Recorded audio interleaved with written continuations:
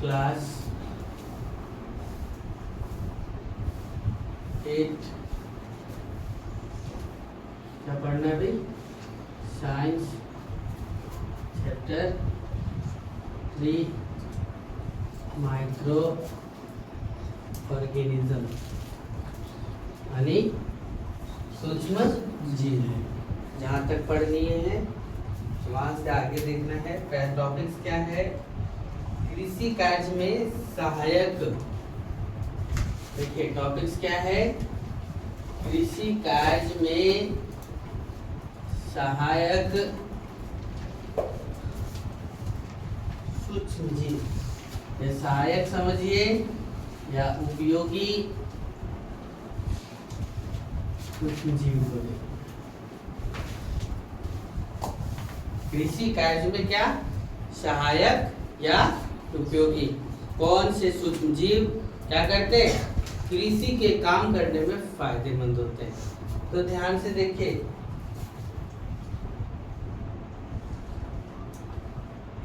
कुछ नीले हरे शैवाल, क्या बोला जा रहा है? कुछ नीले हरे शैवाल वायुमंडलीय नाइट्रोजन को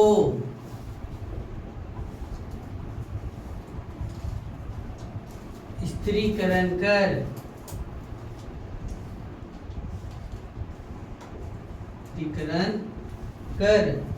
मिट्टी में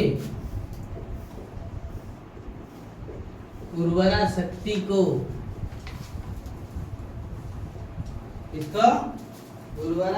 को बढ़ाते हैं।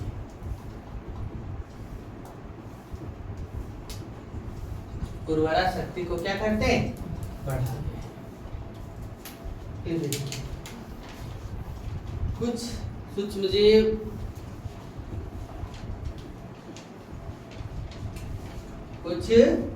सूक्ष्मजीव का उपयोग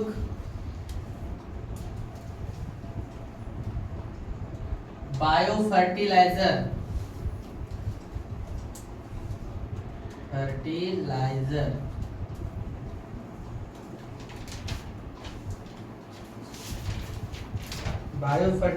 यानी जैविक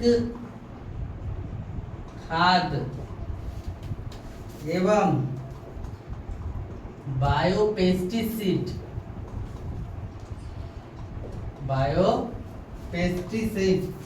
मतलब जैविक पीड़कनाशी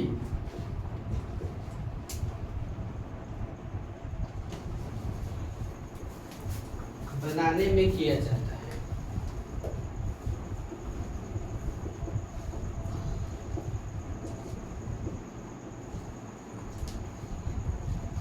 केचुआ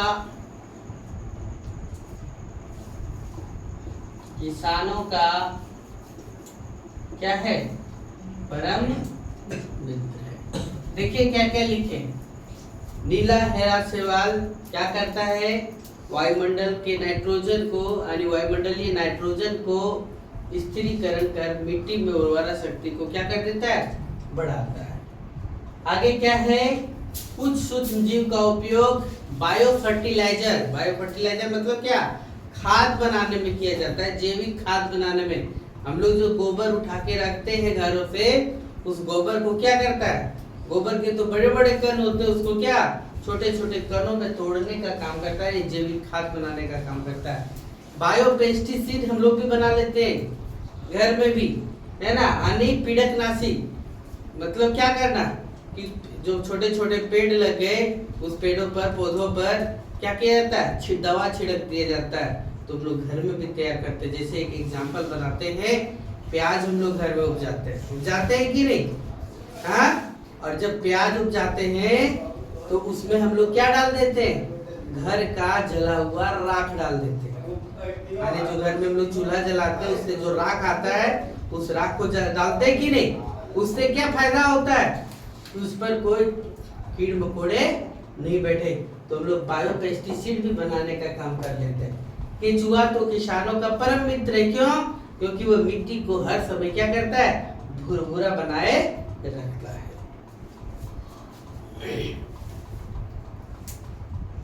इसके बाद अगला टॉपिक से है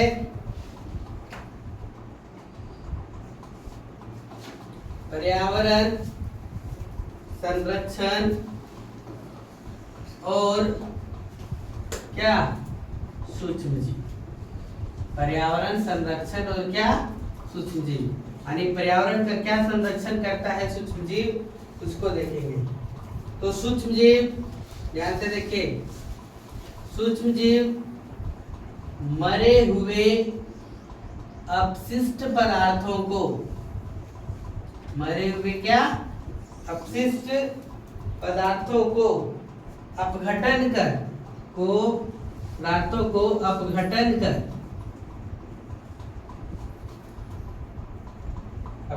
कर सरल पदार्थों में बदल देते हैं। क्या होता है, सूक्ष्मजीव मरे हुए अपशिष्ट पदार्थों को अपघटन कर क्या सरल पदार्थों में क्या कर देते हैं, बदल देते हैं। जो पुनः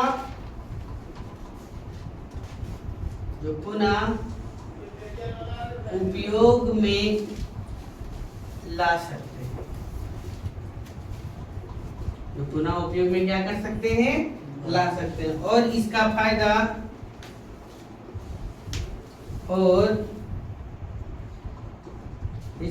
फायदा हुआ कि हमारा पर्यावरण, इसका फायदा हुआ कि हमारा पर्यावरण पुनः स्वच्छ हो गया। स्वच्छ मतलब क्या, साफ हो गया, पुनः स्वच्छ हो गया। समझे? पर्यावरण संरक्षण और सूक्ष्मजीव का क्या काम है, तो देखो सूक्ष्मजीव क्या करता है, बड़े बड़े जो जीव मर जाते हैं, पादप मर जाते हैं, अर्थात क्या करता है, अपशिष्ट हो गया, उन सभी अपशिष्ट पदार्थों को क्या करता है, अपघटित कर देता है। अपघटित मतलब छोटे छोटे टुकड़ों में क्या कर देता है, तोड़ देता है। और तोड़ देने के बाद उसे किसमें, सरल पदार्थों में बदल देता है। जो क्या होता है, सरल पदार्थ जो बन गया तो फिर क्या पुनः उपयोग में आ जाएगा, उससे तो फायदा हुआ। क्या फायदा हुआ, एक दोबारा तो उपयोग कर सकते हैं उसको, और एक फायदा हुआ कि हमारा पर्यावरण जो गंदा हुआ था वो पर्यावरण क्या हो गया, साफ हो गया। समझ गए? फिर चलिए आगे लिखते हैं औद्योगिक अपशिष्ट का निपटारा।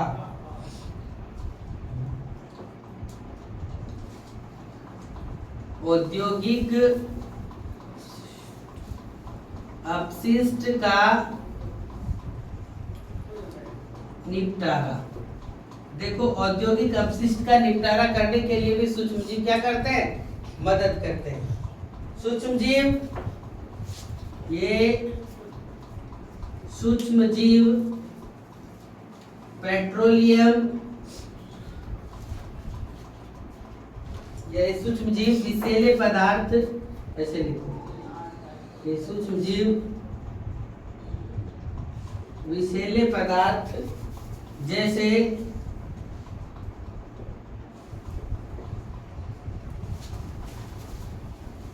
पेट्रोलियम आदि का अपघटित कर, आदि को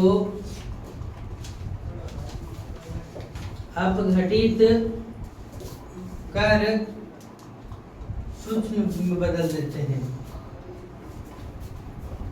कर सूक्ष्म में बदल देते हैं।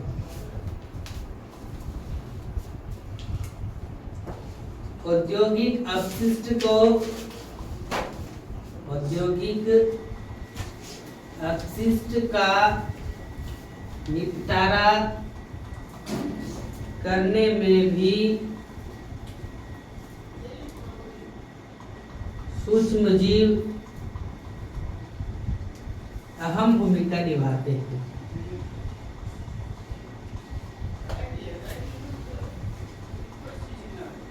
सूक्ष्मजीव भी क्या करते हैं, अहम भूमिका निभाते हैं। चलिए नोट करिए यहाँ तक। अगला टॉपिक से है जैव तकनीक और सूक्ष्म जीव। क्या लिखा हुआ अगला? जैव तकनीक और क्या? सूक्ष्म जीव। देखो आजकल क्या क्या तकनीक के द्वारा क्या प्रयोग किया जाता है। तो आजकल कई प्रकार के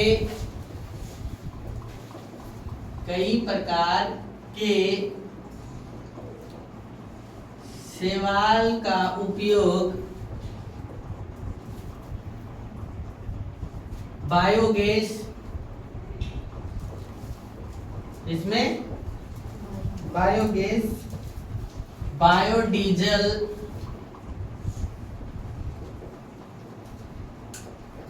बायो अल्कोहल,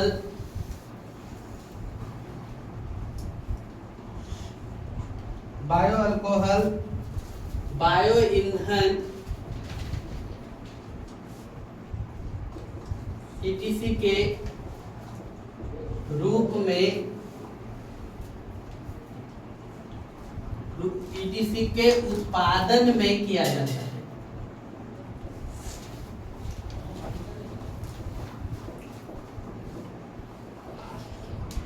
ETC के उत्पादन में किया जाता है। फिर देखो अगला टॉपिक है नाइट्रोजन का स्थिरीकरण। इसको समझिएगा, कैसे वायुमंडल को नाइट्रोजन को नाइट्रेट में बदल दिया जाता है, फिर नाइट्रेट कैसे नाइट्रोजन में बदल जाता है, उस प्रक्रिया को देखना है। अर्थात वायुमंडल में जो नाइट्रोजन है वो नाइट्रोजन स्थिर क्यों है, यानी वो 78% है तो 78% क्यों नहीं, मतलब घटता क्यों नहीं है, बढ़ता क्यों नहीं है, तो उस चीज को हम लोग क्या करेंगे, जानेंगे। देखो क्या है, वायुमंडल में 78% नाइट्रोजन गैस है। 78% क्या है, नाइट्रोजन गैस है।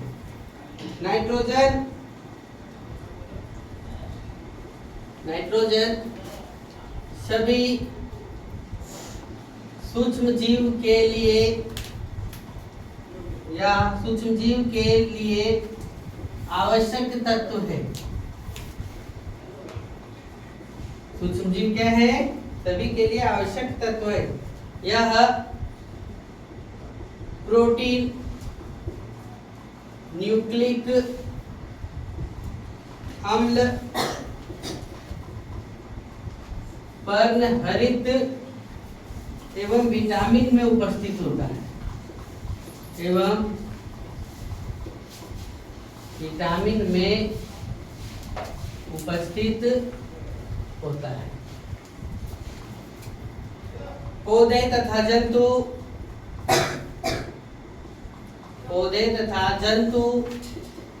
नाइट्रोजन को नाइट्रेट के रूप में उपयोग करते हैं। इसके रूप में, नाइट्रेट के रूप में उपयोग करते हैं।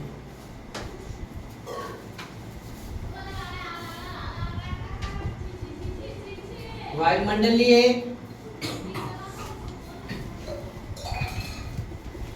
नाइट्रोजन को नाइट्रेट में बदलने के लिए, वायुमंडलीय नाइट्रोजन को नाइट्रेट में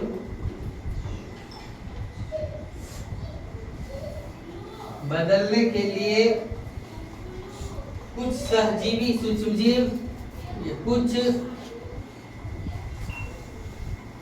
सूक्ष्मजीव या सहजीवी जीवाणु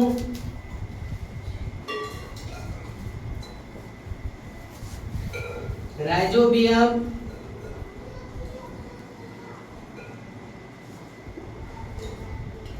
क्लोस्ट्रिडियम,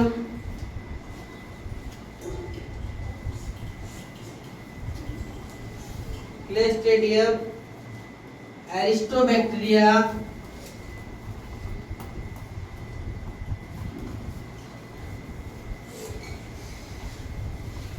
एरिस्टोबैक्टीरिया के अतिरिक्त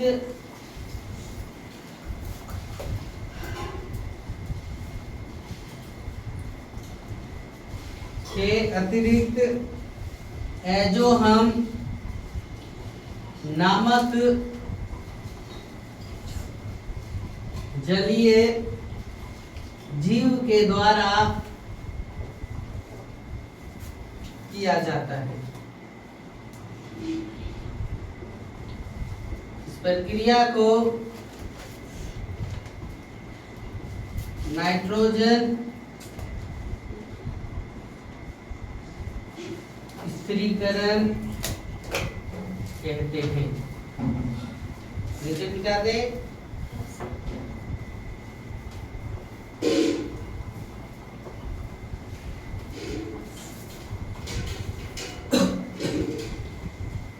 देखो ये तो लिखो भी फिर आगे लिखते हैं। ये क्या क्या लिखे समझिए।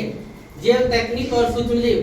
हम लोग आजकल टेक्नोलॉजी का प्रयोग करके क्या कर रहे हैं, बायोगैस बना ले रहे हैं, बायोडीजल बना ले रहे हैं, बायो अल्कोहल बना ले रहे हैं, बायो ईंधन, जो क्या करता है, पर्यावरण को नुकसान नहीं करता।